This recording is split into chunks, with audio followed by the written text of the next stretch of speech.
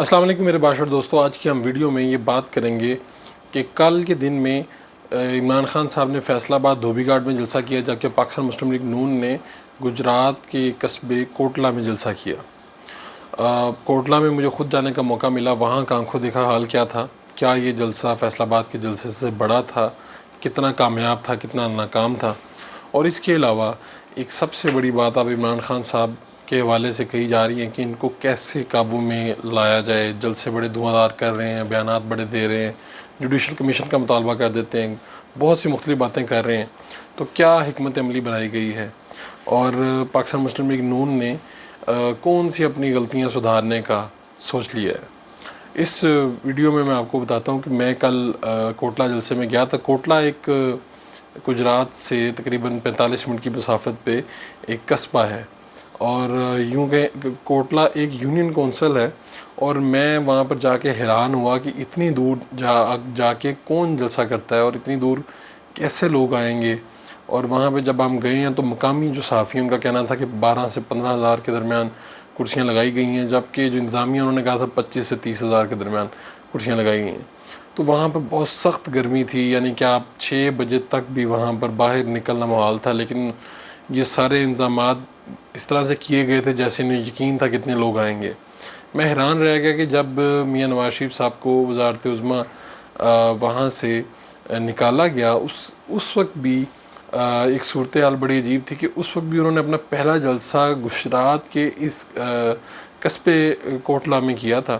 اور میں حیران ہو گیا کہ یہ جو جلسہ ہے، پوچھا گیا ایک اجلاس میں کہ کہاں جلسے کیے جائیں، تو انہوں نے کہا کہ کوٹلہ میں جلسہ کر لیتے ہیں، جو عابد رضا وہاں کے ایم این اے ہیں، اور گجرات سے یہ واحد سیٹ ہے جو پاکستان مسلم لیگ نون کے پاس ہے۔ تو باقی لوگوں نے شاید منع بھی کیا، لیکن میاں نواز شریف صاحب نے کہا کہ نہیں، یہیں پہ جلسہ کیا جائے۔ اور کل اس کی جو تیاریاں تھیں تو میں خود حیران تھا کہ نون لیگ نے غلطی کر لی ہے یہاں پر جلسہ کرنے کی، اور یہاں پر لوگ کیسے آئیں گے۔ پھر گجرات، آپ کو پتہ ہے جب بھی گجرات کا نام آتا ہے کہا جاتا ہے جی چودھریوں کا گھر ہے، سیاسی طور پہ وہ بہت مضبوط ہے وہاں پہ۔ لیکن جیسے ہی 6:30 بجے تو میں پنڈال کی طرف روانہ ہوا تو میں حیران رہ گیا کہ وہاں پر لوگوں کی بڑی تعداد آنا شروع ہو گئی، اور پھر دیکھتے ہی دیکھتے رات کو ایک سماں بن گیا وہاں پر، اور بڑے کارکنان پرجوش تھے۔ اور اس میں جو ایم این اے ہیں عابد رضا، ان کی بڑا ہی عمل دخل ہے، کیونکہ وہاں پر لوگ ان سے بڑی محبت کرتے ہیں۔ اور مریم نواز صاحبہ کا آنا اور حمزہ شہباز صاحب وغیرہ ان کا آنا، اور دوسری طرف فیصل آباد میں عمران خان صاحب نے دھوبی گھاٹ میں جلسہ کیا، وہ بھی ایک اچھا جلسہ تھا۔ لیکن اگر آپ جب بھی ہم اسے کمپیریزن کریں گے تو فیصل آباد شہر کا جلسہ بمقابلہ کوٹلہ جلسہ، تو آپ کو کوٹلہ جلسے کو زیادہ نمبر دینے پڑیں گے۔ اس کی وجہ یہ ہے کہ گجرات شہر کے اندر ایک سیٹ ہے پاکستان مسلم لیگ نون کے پاس، کوٹلہ جو ہے یہ دور ایک قصبہ ہے۔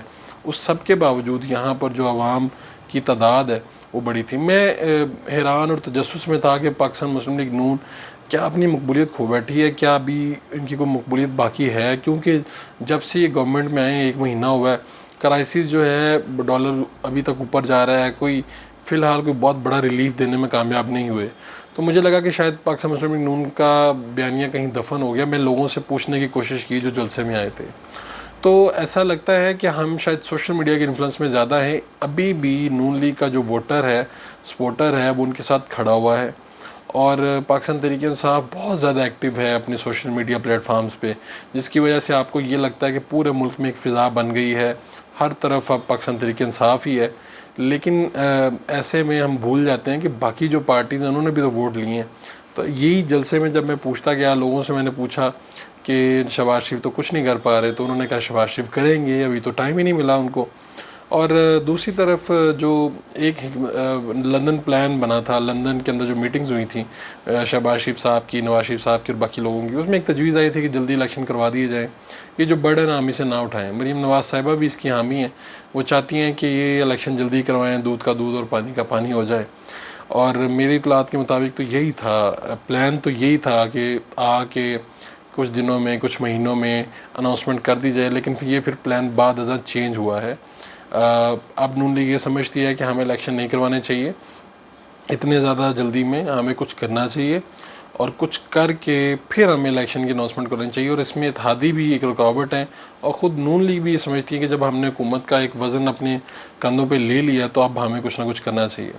عمران خان صاحب کو ہینڈل کیسے کیا جائے گا یہ ایک سوال ہے. عمران خان صاحب کے جو چاہنے والے وہ کہتے ہیں بھی عمران خان کو ہینڈل کرنا بڑا مشکل کام ہے. تو عمران خان صاحب کو ہینڈل کرنے کے لیے ان کے جو ساتھی جو دوست پنجاب کیبنٹ میں وفاقی کیبنٹ میں تھے ان کی فائلیں جو ہیں کتار در کتار کھولی جا رہی ہیں.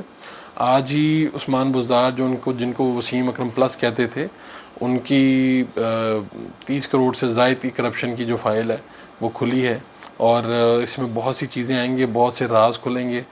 بہت سے لوگوں کو ہم جانتے ہیں جو کیبنٹ میں تھے اور انہوں نے خوب کمایا بھی ہے اور ان لوگوں کے نام بھی آئیں گے سامنے.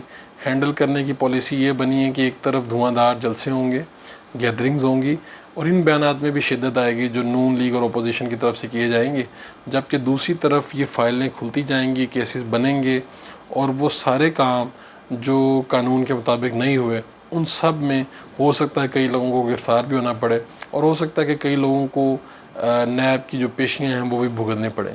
لیکن یہ ساری باتیں تو ابھی تک یہ سوال ہیں جن کا جواب بہرحال آنے والے دنوں میں ہمیں ملے گا. اپنے میزبان فاروق وڑائچ کو اجازت دیجیے. اللہ نگہبان.